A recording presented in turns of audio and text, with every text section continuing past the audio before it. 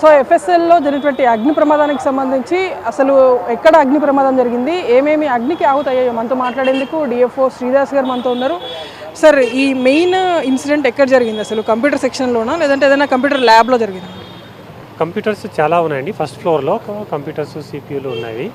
Conference hall పక్కన చాలా ఉన్నాయి. అక్కడ ఫైర్ స్టార్ట్ అయింది. అక్కడే ఎక్కువగా డ్యామేజ్ కూడా అయింది.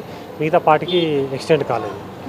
అంటే ఎన్ని ఉన్నాయి సార్ సిస్టమ్స్? అందులో ఓన్లీ సిస్టమ్స్ ఉన్నాయా, హార్డ్ డిస్క్లు కూడా ఉన్నాయా? అంత డిఫరెన్షియేట్ చెప్పడం కష్టం, కానీ దాదాపు 40-50 దాకా కంప్యూటర్లు కనిపించాయి. అది రెగ్యులర్ ఆఫీసు లేకపోతే ఏదైనా కేసులో సీజ్ చేశారన్నది ఖచ్చితంగా తెలియదు మాకు.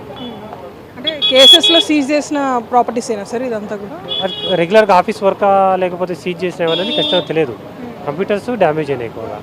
అంటే ఆఫీస్ వర్క్ కోసం అయితే మనకు తెలుస్తుంది కదా, చైర్స్ అంతా ఆ సిస్టమ్ కనిపిస్తుంది కదా. పక్కన ఏదైతే ఉందో అది ఆఫీస్ వర్కే సగం పార్టు, ఆఫీస్ డ్యామేజ్ కాని పార్ట్ ఉంది దాని పక్కనే. అందులో ఆఫీస్ కోసం కూర్చున్నట్టే ఉంది. ఇక్కడ కొంచెం ఎక్కువగా స్టోరేజ్ ఉంది కాబట్టి అది ఖచ్చితంగా మనము ఆఫీసా లేకపోతే ఏదైనా సీజ్ చేశారనేది చెప్పలేదు. సీజ్డ్ ప్రాపర్టీ అయితే ఏమైనా మెన్షనింగ్స్ ఉంటాయి కదా సార్, దాని మీద కేసుకి సంబంధించిన ఫైల్స్ అట్లా ఉన్నాయి. ఏదైతే కాలిపోవడం వల్ల జనరల్ క్రైమ్ నెంబర్ మీద వాటి మీద రాసి ఉంటాయి కదా, అవి ఏం కనబడట్లేదు. కాబట్టి మనం డిఫరెన్షియేట్ చేసి చెప్పడం కష్టం అవుతుంది. హార్డ్ డిస్క్లు కూడా అందులో ఆ రూమ్లోనే ఉన్నాయా సార్?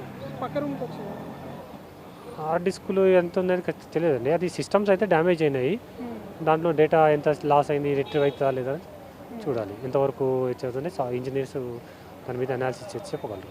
ఓన్లీ ఒక రూమ్లోనే అయిందా సార్ ఇది? పక్కన ఏమన్నా వ్యాపించి కాన్ఫరెన్స్ హాల్ ఉంది. కాన్ఫరెన్స్ హాల్ తర్వాత ఇక ఈ ఫ్రంట్గా కనిపించే ఒక మేజర్గా పెద్దగా రూమ్ ఉంది. అందులోనే ఈ ఫైర్ పూర్తిగా అయింది. మిగతా పార్టీకి ఎక్స్టెండ్ కాలేదు. ఎక్కడి నుండి వచ్చింది sir cause of fire reason? Cause of fire అనేది ఎలక్ట్రికల్ ఆర్జన్ అనుకుంటున్నాం మేము. ఎక్కడ స్టార్ట్ అయిందనేది ఖచ్చితంగా ఇప్పుడే నిర్ధారణకు రాలేదు. మనము ఆర్జన్ మీద ఖచ్చితంగా ఇన్వెస్టిగేషన్ చేస్తేనే ఖచ్చితంగా ఎక్కడ స్టార్ట్ అయింది, కాజ్ ఏంటని చెప్పగలం. అక్కడ సీసీ కెమెరాస్ ఏమైనా ఉన్నాయి సార్? దాంట్లో ఏమైనా ఎస్టాబ్లిష్ అయినా చూసిరా? సీసీ కెమెరాలు కనిపించాయి. అవి పనిచేస్తున్నా లేవా, అందులో డేటా స్టేవ్ అయిందా లేదని ఒకసారి వాటిని వెరిఫై చేస్తేనే మనకు తెలుస్తుంది. సార్, ఇప్పుడే కొంచెం పొలిటికల్గా కూడా ఇది అవుతుంది. ఫైర్ ఇన్సిడెంట్కి సంబంధించి కావాలని ఏదో చేశారు, ఏదో కేసెస్కి సంబంధించిన మెటీరియల్ డ్యామేజ్ చేసేందుకు అని చెప్పేసి అంటున్నారు. సో దీని మీద ఏం చెప్తారు సార్? అది మేము ఖచ్చితంగా చెప్పలేమండి. అది మా పరిధిలో లేని అంశం. అవి ఏ కేసులు ఉన్నాయా, ఏమేమి డ్యామేజ్ అయినాయి, దాన్ని అవి ఏ కేసులకు సంబంధించిన అనేది మేము నిర్ధారణ చేయలేము. Thank you.